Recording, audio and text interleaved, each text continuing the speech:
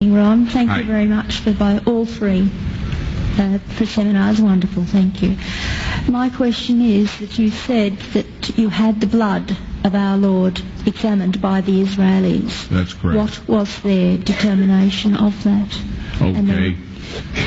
Now, we won't be able to take second questions. I'm sorry if you're on your second one, please just step out. I love you, but we're running out of time.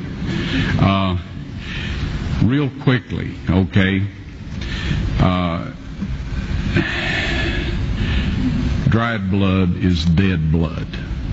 Everybody knows that, all right? They can test the blood of the pharaohs, the mummies of the pharaohs, all right? There's certain things they can do.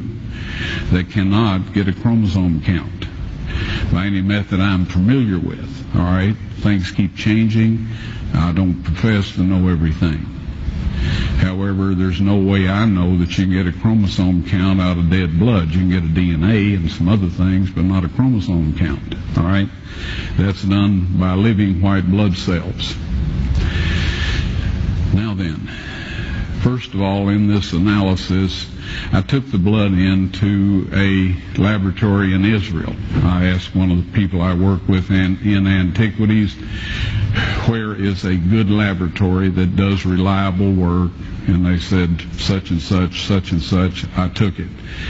I just said, please examine this blood and tell me what you can tell me about it. All right? They said, well, look, we're going to reconstitute it. We're going to put it in normal saline and keep it at body temperature for 72 hours with gentle swirling. All right? That's their business. That's great. I said, now, I want to be there when you check it out. They said, fine. So I was back. They checked it out. I said, now, they said it's human blood. We can tell that. They did whatever tests they need to do. And then I said, take some of the white blood cells and put them in a growth medium and keep them at body temperature for 48 hours. And they said, well, that'll do no good because it's dead blood. I said, would you please do that for me? And they said, okay, we'll do it. So anyway, I said, I want to be there when you take it out and examine it.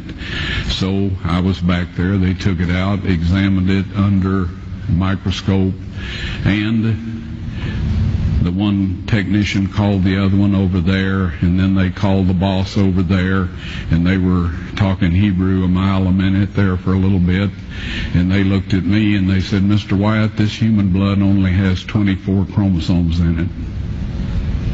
Everybody else has 46. You see, 23 from your mother, 23 from your father, 22 autosomes from your mother, 22 autosomes from your father. You get an X from your mother, you may get an X or a Y from your father, all right? This blood had 23 chromosomes from the mother's side, one Y chromosome only. You see, the child could not have developed if they hadn't had the autosomes from the mother. So all of his physical characteristics were determined by his mother's side of the family, her autosomes. His maleness was determined by this one Y that came from the source, not a human male. Then they said, this blood is alive. And then they said, whose blood is this?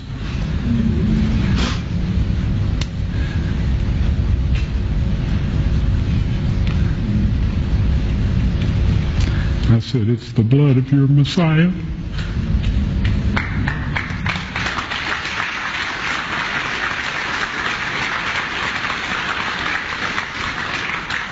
And I assure you, those men's lives have changed. Well,